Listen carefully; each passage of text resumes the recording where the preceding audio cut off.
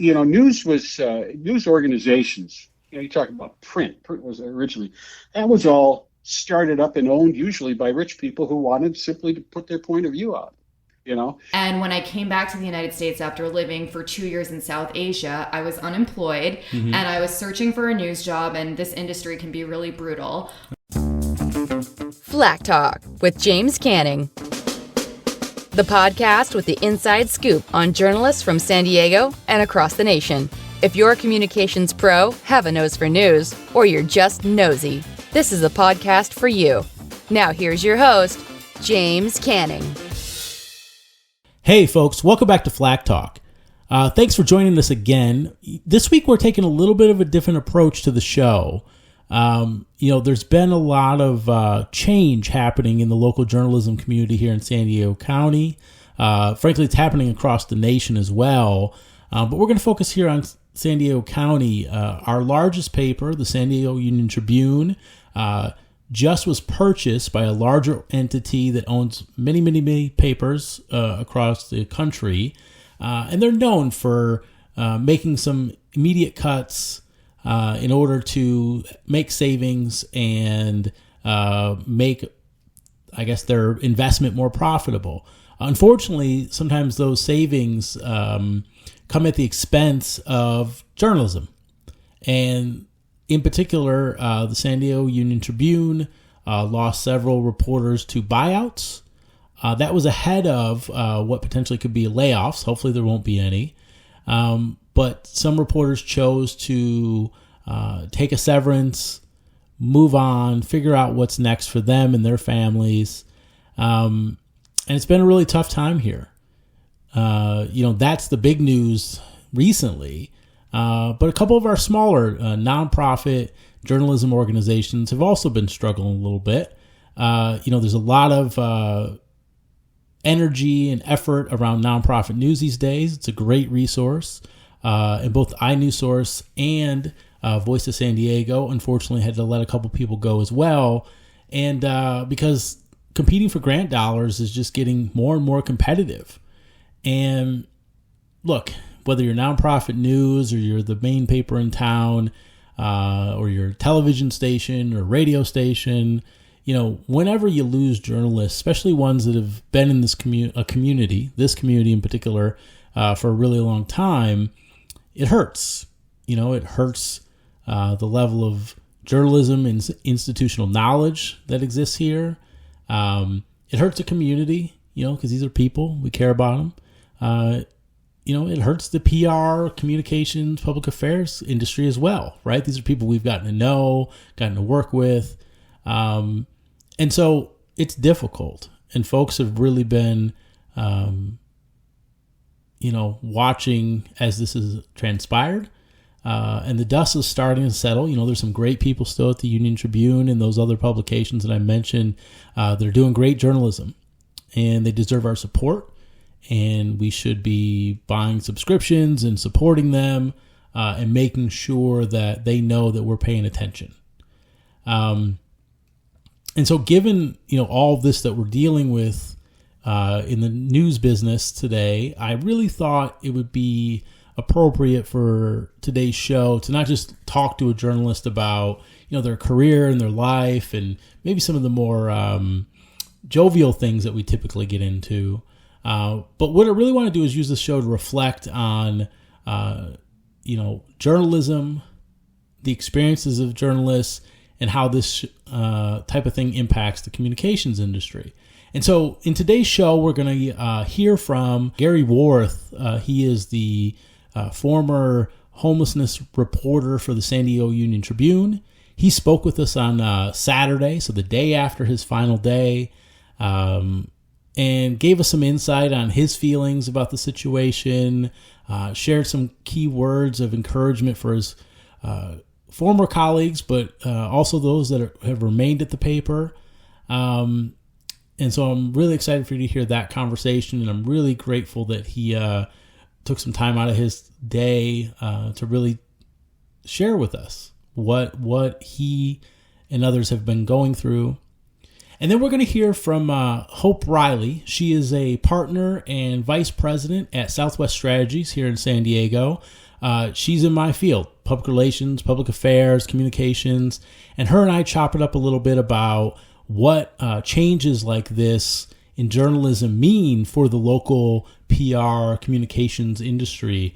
It has an effect on those who read the paper, those who are sharing information, and we get into that a little bit.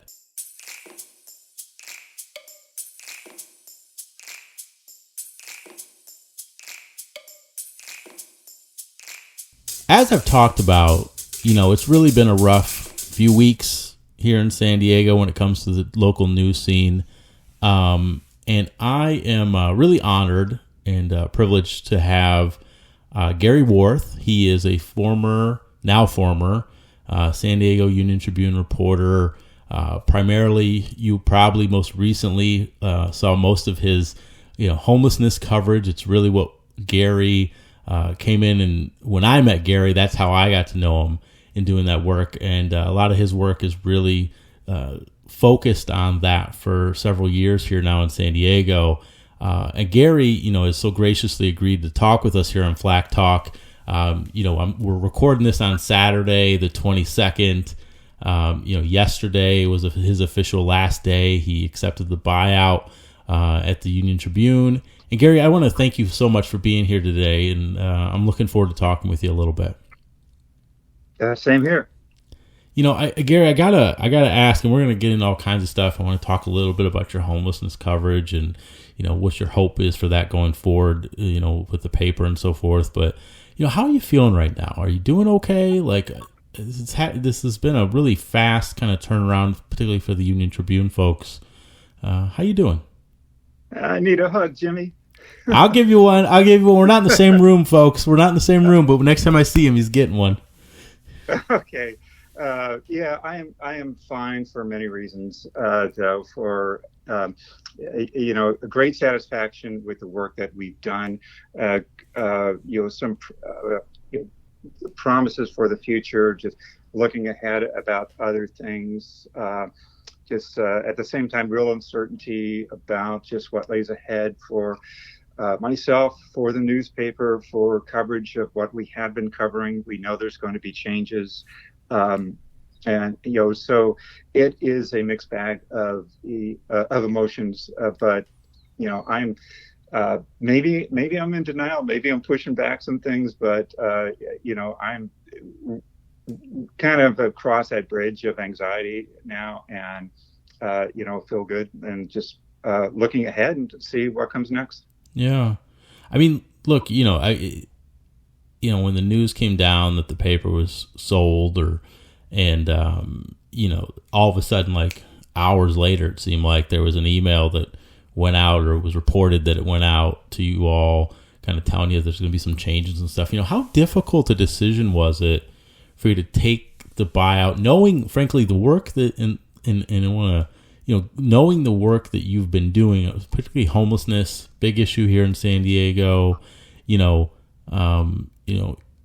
not being there leaves a void, and I'm sure someone's going to try to fill your shoes, but the institutional knowledge and stuff like that. But how difficult was it knowing? Because in knowing you the last 5 years I've gotten to know you, like, this isn't just a job for you. There's a passion about it. You really care about this issue.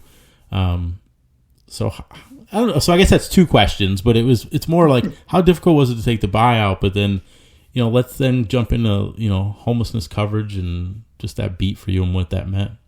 Oh, sure. Well, first of all, it wasn't hours later. It was maybe 30 minutes later, maybe not even that. We were caught by surprise a week ago Monday. An email came out. I had been out in the field doing a story on housing. People assisting the homeless was creating housing with these shipping containers, and I went directly from there to the new sleeping area, the safe campground that the city has, to interview some people who were there. Yeah. Got that, had a ton of work to do, open up the email, and it was like, wait, what's happening? And everybody else had, the same reaction. And it was like the first one we got was from HR person at the UT, and she was saying with mixed emotions, say this news, and the next email was kind of like, "Congratulations, you work for us now." There's going to be an offer for voluntary separation before there are mandatory layoffs or something like that. Wow. It was like a 1-2 punch, though, and it would. But then, some of us already knew the reputation of the owner, the hedge fund Arlen that was had been covered a lot, and they did have a reputation. I'm sure you've heard about it by now. Yeah. They people would call them vultures. They gut newspapers. There is a lot of cutbacks. They are mostly concerned with making a profit. Not that we weren't. You were, right? That's what I kept reading is like, you guys made a profit. Yeah, the Union Tribune was making a profit, but it did also have, what I understand, a $90 million pension payout hanging over its head that was going to be tough. Our editor, Jeff Light, he told us, this what is about to happen might have happened anyway. We might have had to deal with some staff reductions, though, but this happened very fast. So you're asking what kind of a decision it was. And so that was a lot to weigh, though. I had survived so many changes of ownerships, changes of newspapers, layoffs and buyouts already. Yeah. Though I was, I had steadily had the same job since I was hired in November of 1989 at the Blade Citizen, which merged with the Times Advocate to become the North County Times for 18 years until the Union Tribune bought it. Yeah. It was owned by Doug Manchester 11 years ago. Yeah. I didn't take a buyout in 2020 when it was offered. It was a more generous offer, but when this one came up, I thought, man, I'm not going to get a better offer, after all these years, and maybe it's time, But what I was weighing was that it's hard to get a job in these days in this field, and what would be the bigger regret, though, sticking it out and then getting laid off and passing up, like 33 weeks of severance, or getting, that would be a big regret. Though I don't necessarily think that my position was vulnerable. And so many people did take the layoff the buyout, that hopefully there will not be layoffs, and they will go ahead with the great staff that they have left. Yeah. So it was the most difficult decision, though, as you can imagine. The other thing weighing is like, okay, I stay, I don't get laid off. What happens to the beat? Though so many people are going to be gone, we're all going to take on additional workloads, right? And that's going to cut into the coverage that I already felt like I wasn't doing enough. That I could have, but besides reporting on homelessness, which I always thought I could do more of, I was covering the cities of San Marcos and Vista, which I wish I could have done more for that, and I was covering Safari Park, which I wish I made it. I wish I got to go out there more often, because that was a really fulfilling and interesting beat. Undoubtedly, I would be doing something else on top of all that, because we lost our border reporter, our Sandag environmental reporter, our county reporter, not to mention a couple of photographers. So we're going to be a little more spread thin. So what kind of environment would it be if I stayed? It was already a challenging beat that I was always, seemed to be always working. So all those things were, weighing in. And last Friday, went out with a colleague who I worked with a long time. We talked it over, had a couple of beers, and flipped a coin. Are you serious? You flipped a coin? And ours both landed on buyout. Yeah. Wow. Well, we were leaning toward that, and it's like, let's just do this, and that's that's what we did. Yeah. Oh my, Gary, that wow. I thank you for sharing that insight. I mean, like something you said though, like, and you and I were talking off air a little bit the other day. I mean, you noted it. You like went out. You were reporting on some stories. You were gathering information, getting ready to report the news. Even on your last day, on Friday the 21st, you filed a story. Gary, what is that? I mean, you had to read that email, and then you had to sit down and work. How did you do it? Because there's a lot of people that couldn't have done it. It was something that people were very shaken up about. My editor particularly she called a meeting just so that we could see each other on Zoom and talk about what we were feeling, though, and we just got back to work, though. I still had the story to do, and that's what you focus on. Though it's like I had this other story to tell, and they wanted it on A1, which meant that's page one, and that meant that my deadline was a little later in the day, though. So I was able to file that story and the other one, and some since then. And yesterday I wasn't supposed to do anything, but I really wanted to go to the Oceanside shelter that was opening because I had written about that a long time, and got to say goodbye to the people that I knew at the rescue mission that's running it, and some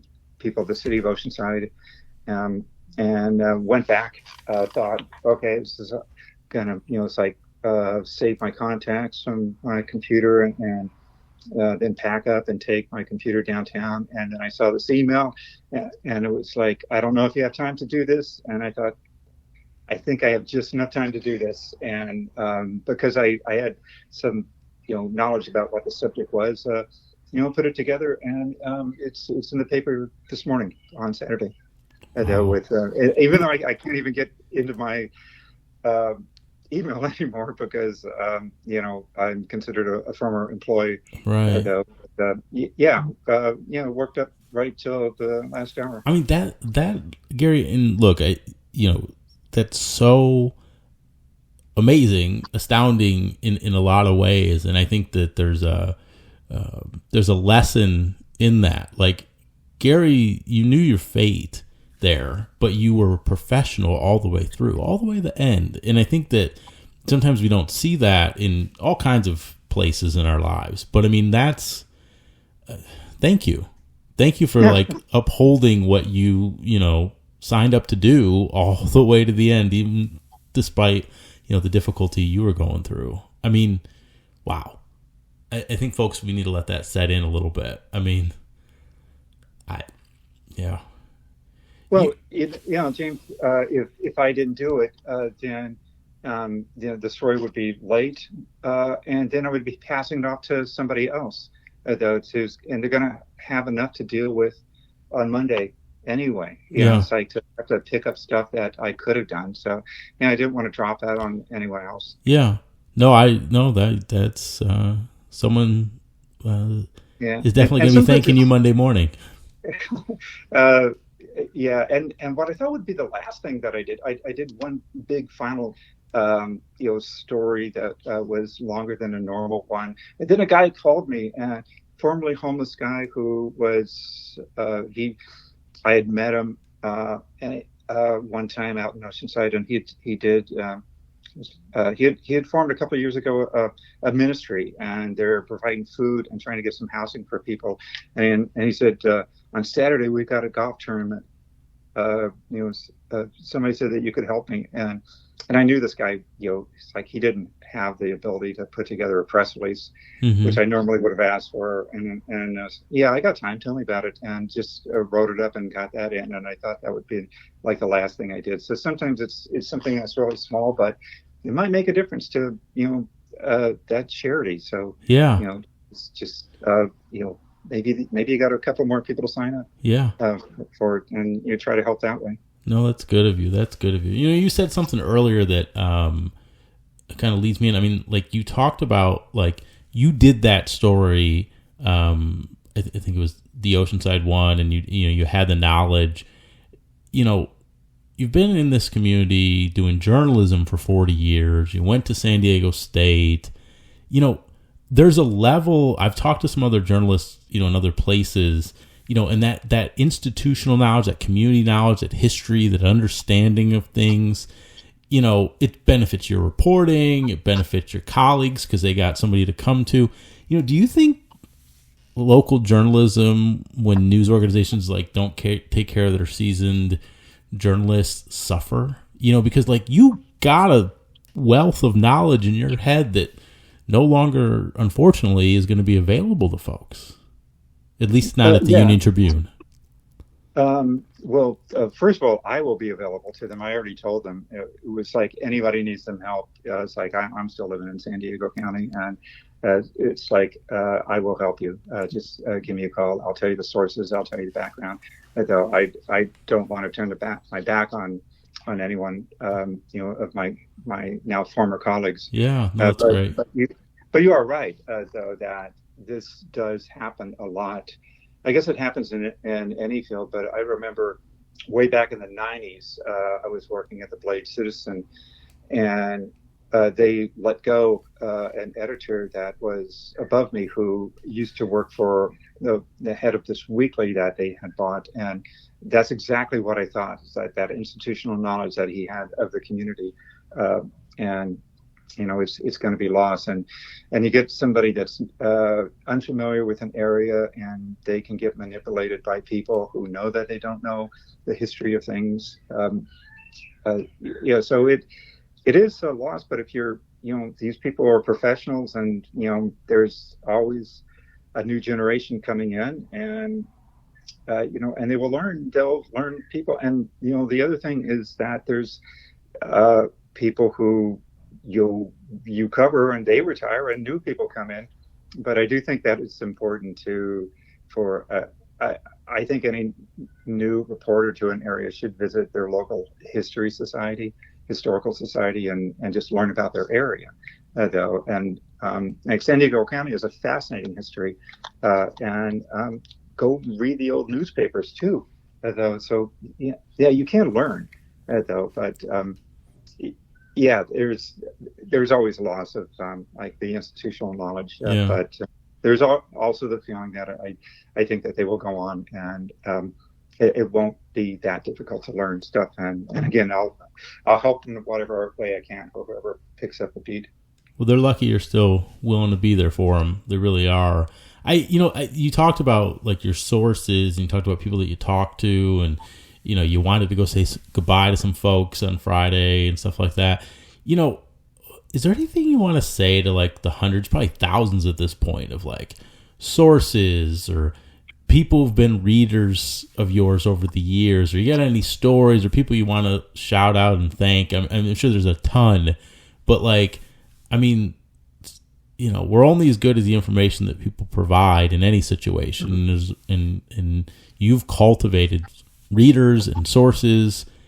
Is there anything you'd like to say to them? Or well, I think I really want to respond to what they've said to me, though, which I didn't see coming, though, that just on Twitter this morning, the Tamara Kohler at the Regional Task Force on Homelessness thanking me, and just saying that it's one of the toughest beats in journalism. Michael McConnell saying they're losing one of their best reporters on homelessness, and Lisa Haverstadt, who is the greatest reporter for homelessness, and she's with Voice of San Diego, just saying it's sad to see me go, and that I even helped her reporting, and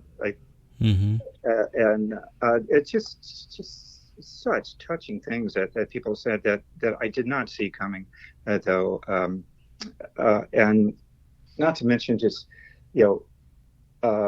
texts that I've got from people, someone from, other outlets who have called me and just talked on the phone, who have gotten to know, also just asking, how are you doing, too. So, it's just on a professional and a personal level, it's been overwhelming, to have that type of outreach that they're doing. It's something I didn't see coming. And my last day with my colleagues at a Zoom meeting that we were having, they surprised me by just talking about calling other stories I've done. One colleague said he always remember a lead that I did on a certain story. A colleague that when I was covering colleges, she said that she was reading me when she was in college. Wow. It was inspiring. Yes. Great. And I didn't see that coming. It's like I knew that we were all friends and that we all respected each other. And I do want to say that about the paper, that it's there's such good writers, and I know this can sound just like a line, but I read their stuff and I said, wow, how did they do it? That was so good. Yeah. Phil Molnar, I just sent a message to him because he had written a couple of articles on Comic-Con, which I've gone to every year for like 40 years. And it's just like, Phil, I don't know how you did it. That was such a good story. So, the guys and women who are left there, they're going to produce good journalism, though. So don't give up on them, though. So, I know it'll be challenging for them, but it not because of their lack of skills. And I'm sure that they'll adapt as best as they can and fill the gaps. Yeah. Well, Gary, I know it's still early in the process. I mean, you mentioned early in this interview here that there's a couple prospects and things like that. But do you have any ideas of what you want to do next? Is there anything we can do? Is there, I don't know. Look, you by the things that you just said and the things that I know of you, your colleagues, you've all impacted people, whether it was the people you worked with or the people that read your work or the people that were in the community that you were writing about. And maybe this is a time for us to give back to you and your colleagues. Is there any ways that we can help all of you and others? That's a good question. It's like about what I want to do next, and I do want to keep working. And I don't know just exactly what that will be, but I'm going to pick up some writing gigs. Okay. And to have a job with benefits would be great. Again, representing some organization, doing public information for people. If there's another media outlet covering homelessness again, covering other things I know about, just working for any outlet where, it's like I'm not done. It doesn't have to be about homelessness or cities. Right. So, I've covered so many things. I used to be a features writer as well. This has been a very passionate beat for me to cover for many reasons. But being a journalist means you wear many hats sometimes. So I'm just looking forward to doing something different. Are you going to take a break? Are you going to take some time to yourself and do anything, kick back and relax at all? Yeah, I'm going to get enough time to, do take a break. But it'd be great to be, earning some money while I also have a severance too, and just do some more creative writing too. It's like see if I've got column ideas, novel ideas. Once wrote a short play that was produced. Wow! I didn't know that. I learned something new there. That's good. Yeah, I play music. It's like I've written songs though, so I'm gonna try to pivot to do with my time now at home to, do some more creative things, as well as, just putting my name out there and hanging the shingle and seeing who, might need, another employee with this type of background. And other than that, hang out at home and tend to my garden and my dogs. Well, that sounds like a nice way to spend the time off, and it's clear that you are still passionate about doing the work. And I think that there's some folks out there that if they asked and you were interested, they'd be lucky to have you. So I don't know, is the dark side of PR, is that ever a possibility for you? Would you come to the dark side, Gary? Oh gosh, I don't. First of all, I don't consider that a dark side, though. It's obviously it depends on who you're working for. Of course, of course. There are some, places, people that I really believe in that it would be an honor to work for them. Yeah. And then some I wouldn't. Of course. Yeah. I hope it would never get to that point. But I don't consider it a dark side. I think that people who do public information, someone who's good at it is your best friend. Yeah. As a reporter, it's like they're professional and they know you're professional.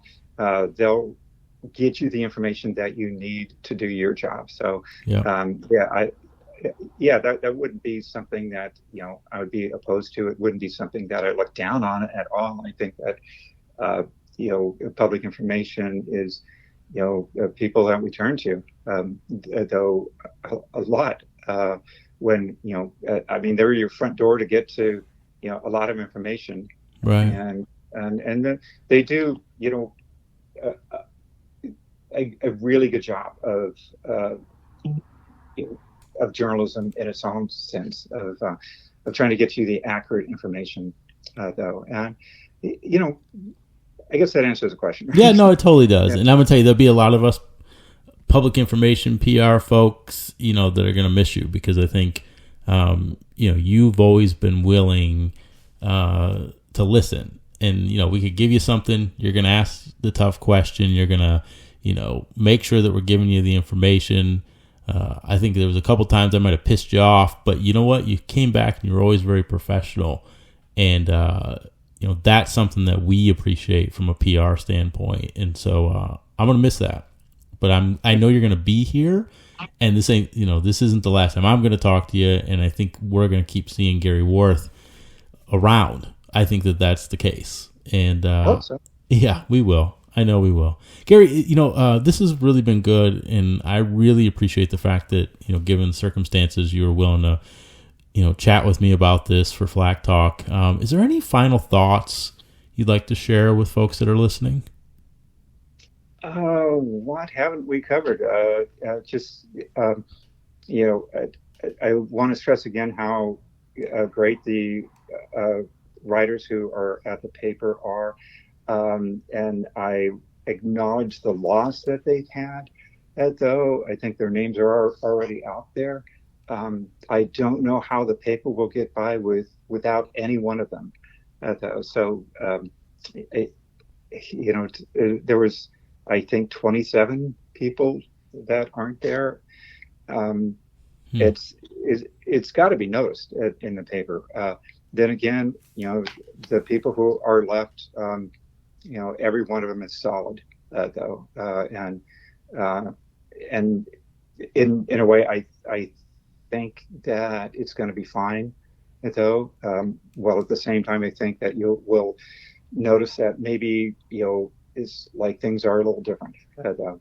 Right. And I also don't know what's going to happen to the homeless beat, too. When on my last team meeting. We went over like the analytics of how many people read what articles, and I saw like a lot of homeless articles were on top. Like 76,000 people had read one of the articles I did. Wow. And that's not because it's a Gary Warth article. That's because people are really interested in this subject, though. So but Gary, they are interested in the subject. But the reality is, you have been a bearer of that news. You've been sharing that news, and they trust you. And so we're going to miss that. I have followed the beat close enough to know what is significant and what to report on. So I don't know how they'll divide that beat up. If I were to have stayed, I think maybe I probably would have kept doing that, because when anyone looks at the number of people who are reading it, they would think, well, that's something that people are interested in. But I don't see them like giving it to like one person to do at the same level, as much as maybe they'll have other, people who cover cities, cover homelessness in their cities, and it might be spread out a little more, so everyone will be a homeless reporter. But I don't know. But that's the anxiety that I think that the people have. It's like on Monday, I think people are expecting. It's like, what is my beat going to be? They may not know. It's like, but they're going to have to make some adjustments. But as far as like what was actually lost, as far as the beat coverage, maybe it won't be that dispersed. Somebody will have to pick up Sandag and the environment and the border, I guess. But we still got people covering different cities. We lost our county reporter though, so that is a big beat. That that probably should have been two people covering it. She was doing congressional stuff too, if I recall right. For congressional races. So it's a big challenge to try to fill any of those beats. We should have had a full-time reporter on everything, and NBC had done a story on this shakeup, and I was quoted talking about my career in it, and I think that was really telling, because what I had said was like at one time, going way back to the Blade Citizen, oh gosh, back then it was like there was one reporter covering Encinitas, and then Encinitas had just formed as a city, and they had what was called CABs, Community Advisory Boards, and we were covering those too. Wow. So I was covering that with the other reporter who was covering the city, and then it was covering a school district, and all the different schools in the school districts, which churned out a lot of stories. It was a busy beat, but then it was covering more school districts, and then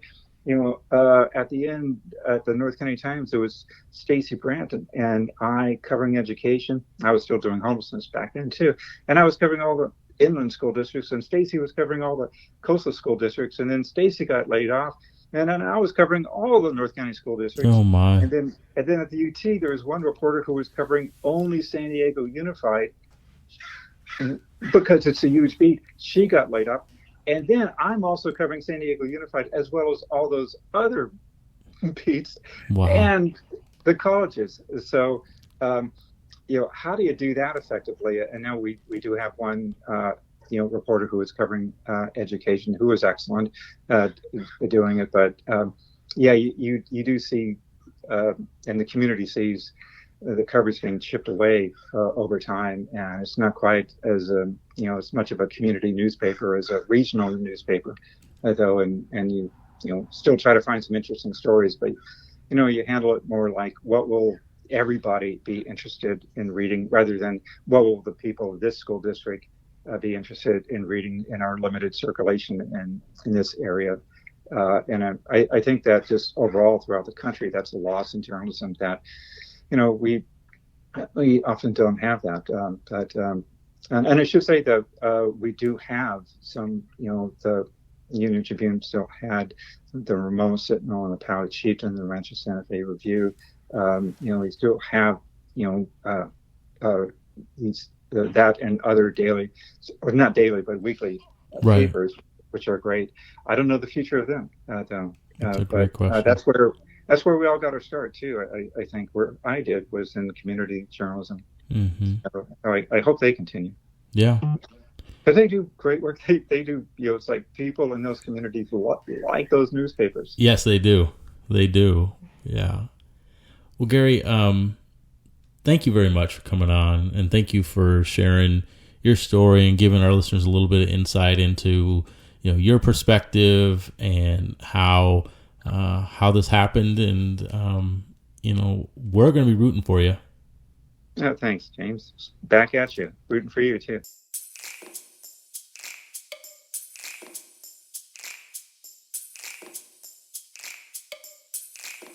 Well, folks, as we've been talking all show, newsrooms are being impacted, but there's an industry that's really impacted here, and that is the public relations, communications, public affairs industry. And with us today is Hope Reilly. She's the vice president and partner at Southwest Strategies here in San Diego. Hope, thanks for joining us. Thanks for having me. Great to be here. Glad to have you. I think, last few weeks, the big one everyone's talking about is obviously the San Diego Union Tribune, but we've also seen some changes at Voice of San Diego, and I've heard iNewsSource as well.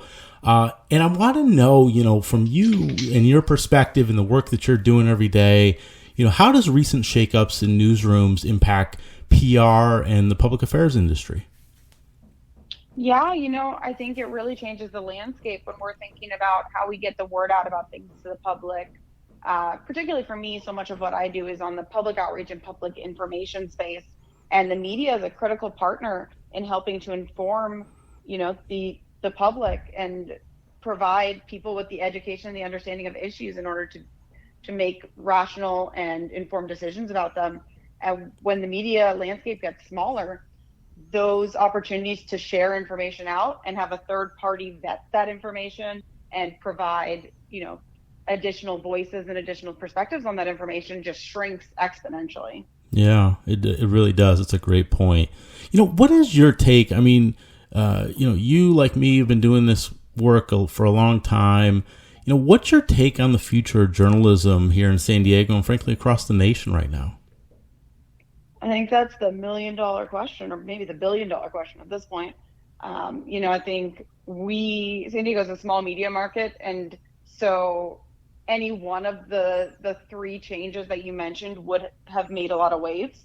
But the fact that they're all happening concurrently makes it feel like we're in the middle of some kind of tsunami of change, I think. I don't know that it's quite that drastic in the rest of the country right now, but certainly it's emblematic of an unsure, uncertain future. And I don't know that we know yet where things are going. I think the last time there was this much uncertainty in journalism is really when social media rose. And we've seen how that has changed things. And, even when you look at some of the recent Pew Research polls, the trust for the media has gone down a lot in the time since social media has taken over. And that's because people have essentially become citizen journalists, right? And direct reporters on the front lines of things just with their cell phones. And, I don't know if we're going to see that take over even more. I don't know if we're going to start to see kind of social media reporters, self-proclaimed reporters really start to play more of a role, or if the pendulum's going to shift back and we're going to realize we need these trusted, vetted, career truth tellers and storytellers to really keep us informed. But I think there is a huge space right now for all of us to figure that out. You raise a great point. I think as we find different ways to obtain our content, we can kind of find anything we want. But these folks are trusted. They're trained. They're trusted. Many of them have institutional knowledge. Do you think it's social media is ruining journalism in some respects? I think that's a loaded question, but what I think is undeniable is that people are choosing more and more often to believe the people that they know or that they feel like they know from social media, right, and get their information directly there. Every year we look at all the statistics that come out at the end of the year or at the beginning of the new year about trends in social and trends in news. And the one that every year there's one that just blows me away and that I question my staff if they read it correctly, and because I don't believe it at first. And the one that blew me away for the end of 2022 and beginning of 2023 was that people rely on social media more as a search engine at this point than they do on search engines. Wow. And I thought that was really staggering. Yeah. But then I stopped and I thought about it for a second. And it's all more or less falls into that like breaking news time. And even I do that when something is happening in real time and I want to know what's going on. I don't go to Google anymore. I don't go to Yahoo. I never went to Yahoo, but I go to Twitter or I go to Instagram and I search it and I find the latest and greatest there because people in real time are sharing information. Yeah. And I now counsel brands and agencies that they should be serving as that trusted news source when their news is breaking in real time, because that's where people are going to go and get the information. And so that has in some ways cut the journalist out of the equation. Yeah. But there's a level of vetting and of substantiating that you lose in that case. Nobody's getting three sources when they're putting it out themselves, Totally. I really appreciate you bringing that stat into this conversation, and thanks for sharing that knowledge that you have there. Being in public affairs, PR, when I went to school, there was kind of these two tracks, and a lot of our classes overlapped. I had a lot of classes with journalists. I had a lot of classes with kids, folks my age who were willing to go into communications and public relations. But do you and look, we've seen, they always say that the journalist who chooses to either leave journalism or maybe is forced out of journalism, sometimes they jump to the dark side. Do you think some of the journalists who took buyouts or were laid off could really find a new career path in public relations, and why? What is it about them that makes them so valuable to public affairs and public relations firms and organizations that have those departments? Well, I'll say that I'm biased because I thought that I was going to be a journalist. Okay. And most of my education was on the journalism side of political communication. So I think absolutely the skills are applicable on either side. I had a mentor who told me that he thought I was going to have a lot more fun on the public affairs, public relations side because of how much I like to do strategic thinking and creative writing. And that's how I ended up going into that space as opposed to the journalistic space. But I think, those skills ring true. The ability to tell a story, to convey complex information in a simple way, to help people to talk about important issues in a way that's concise and comprehensible by the average person. Those are skills that journalists have in spades that are just always super valuable in the public relations, public affairs space. And so I certainly think there are career opportunities there, but I also am still naively hopeful that there's going to be some resurgence of some more media in San Diego, and that these really trusted journalists that we've all kind of known and relied on and enjoyed working with are going to be able to continue telling us the important news about the region as well. Yeah. No, I think we're all on that boat, and we're all hopeful for that. Hey, Hope, let us know, where can folks learn more about you and your team at Southwest Strategies? Yeah, absolutely. Our website is swspr.com, and you can find us on Facebook and in Twitter as Southwest Strategies. That's great. So, any last words before we close up here? Hope Reilly, Vice President and Partner at Southwest Strategies. I really appreciate you joining us here. Thanks for having this important conversation, because I think it's really critical to the future of our region and democracy. If you liked Flack Talk and want to learn more about your favorite muckrakers and newsbreakers, please hit the subscribe button or visit flacktalk.com. New Flack Talk episodes with James Canning air every other Tuesday, wherever you get your podcasts.